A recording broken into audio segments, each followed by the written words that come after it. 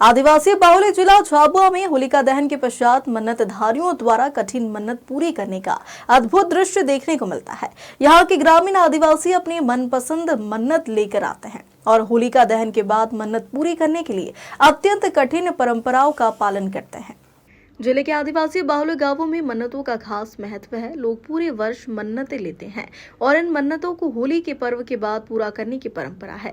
मन्नतधारियों के द्वारा इस दौरान धधकते हुए अंगारों पर नंगे पांव चलने से लेकर गल पर लटकने जैसी कठिन मन्नतों को पूरा किया जाता है।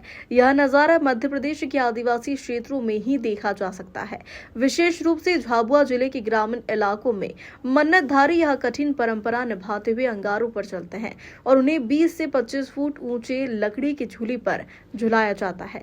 यह दृश्य किसी चमत्कार से कम नहीं लगता और इसे देखने के लिए दूर दूर से लोग आते हैं। इस विशेष आयोजन के दौरान ग्राम पंचायत के द्वारा मेले का आयोजन किया जाता है, जिसमें झूले, चकरी, खान पान की दुकानों और अन्य मनोरंजन की साधनों का व्यापार होता है। यह मेला हजारों लोगों के लिए आकर्षण का केंद्र बन जाता है।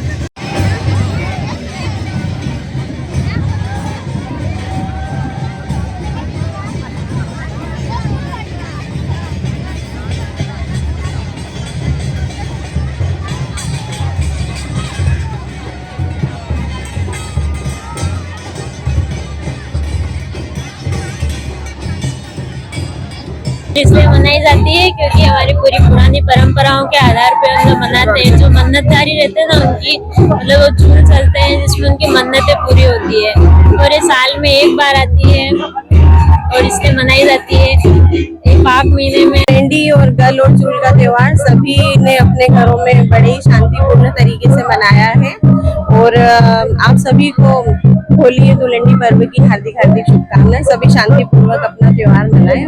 सुरक्षा व्यवस्था के लिए पुलिस प्रशासन पूरी तरह से अलर्ट रहा है। ये गल हम बनाते हैं कि ऐसे लिए कि आप कोई बीमार हो जाते हैं और इसको चोरा चोरी नहीं होता है, उसको इसकी बाधा लेते हैं तो 5 भगोरिया करो चाहे 3 भगोरिया करो, इसकी बाधा। क्योंकि आदिवासी हिंदू लोग करते थे पुराने गैडे, तो उनको चोरा चोरी नहीं होता, इसकी बाधा लेते थे तो इसको साल भर में चोरा चोरी हो जाते थे।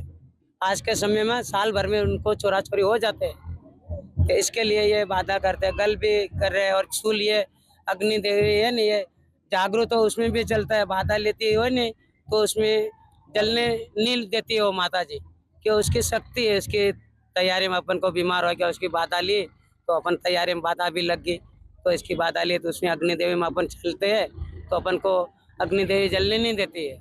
ये हमारी परंपरा आदिवासी भाइयों के लिए कोई भी बीमार हो जाता है तो इसी बात के लिए मानता लेता है, तो ये मानता उतारने के लिए ये गल वापसी कहते हैं, गल वापसी देवरा।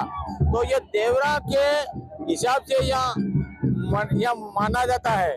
तो 12 महीना में हमारी मानता लेता है, ये मानता यहाँ उतारते हैं हमारे आदिवासी भाइयों के लिए, भील आदिवासी, इसीलिए है ये। इसको भोग लगाना पड़ता और यहाँ आना पड़ता है 12 महीना में। ऊपर चढ़ के वहाँ भारी बांधते हैं और बांध के ये घुमाते हैं। अगर जो ये ऊपर से जो गिर जाए तो उसका माथा भी काट सकते हैं, किसका, जो सड़ने वाला का, जो नीचे नहीं गिरना चाहिए, अगर गिर जाए तो इतना इसके अधिकारी है। पहली बार ही लिया है, माता जी की कृपा से। हमारे यहाँ भतीजे के यहाँ लड़का हुआ तो ये पहली बार चूल का अवसर आया है। जी हाँ, मैंने मन्नत रखी थी बरोबर। अभी तो शुरू साल है, जब तक माँ आशीर्वाद देगी जब तक आगे बढ़ते रहेंगे। अभी तो साल का नहीं बोला, लेकिन फिर भी इच्छा है, जब तक सहयोग मिलेगा माँ का जब तक चलेंगे।